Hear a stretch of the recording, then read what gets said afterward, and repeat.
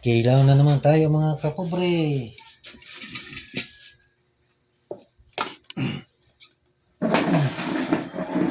Kilaw naman tayo ng pusit. Hindi pa nagkuha pa ng sili. Wala pa sili. Ito, inihaw. Ito lang yung nahuli ko kaninang isda. Inihaw na lang din. Nakasawa na yung pinaksiw.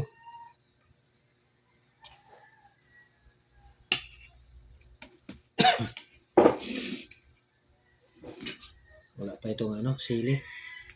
Hanghang naman itong suka namin.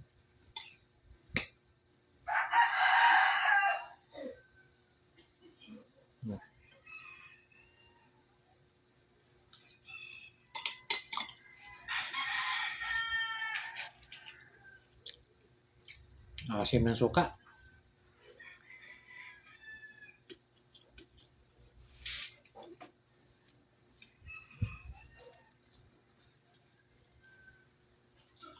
Ito tawag sa amin, labayan.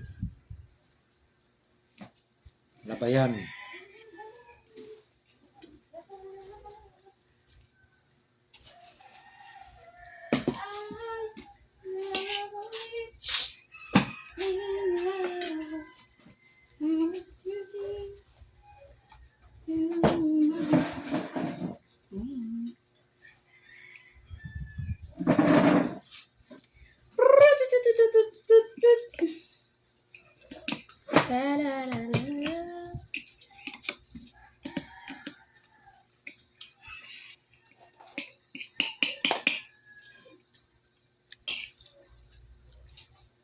Yun, magat.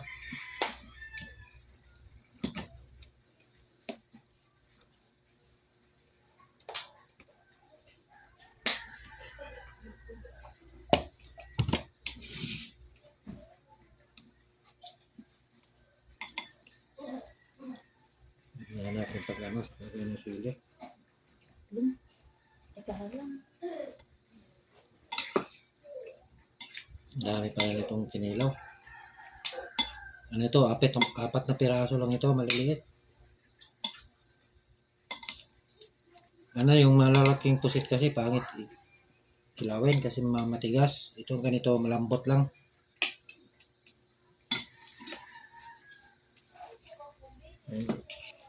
Okay lang kung kumpleto pa yung ipin mo. Sa akin kulang na.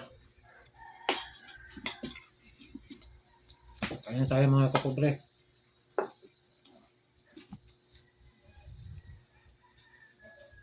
Inihaw at saka kinilaw.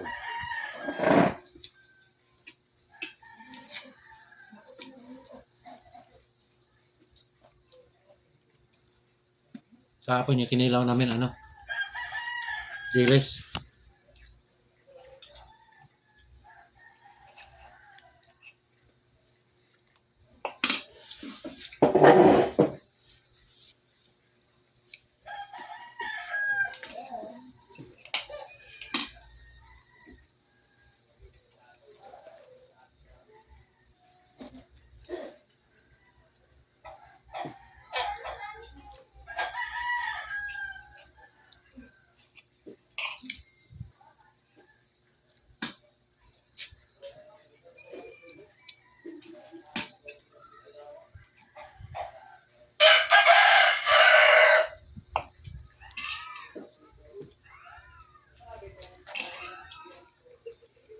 Matamis pa sariwa.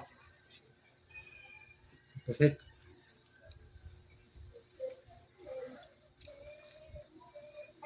Sa Cebu wala akong nabili ng sariwa na pusit. Siguro nasa mga 1 linggo na mahigit yun. Malaman mo na sariwa yung pusit. Kulay pula pa ito. Pero pag puti na yung balat niya, na yan, lumang-luma na yan. Lumulubo na yan. Ito, manipis lang tingnan, Kasi hindi nakalubo yan, hindi nababad ng tubig. Pag nalagyan ng yelo yan, lulubo yan. Kakapal yung niya, yung laman. Tubig yan. Hindi kagaya nito, manipis lang. Ano talaga, laman talaga yan.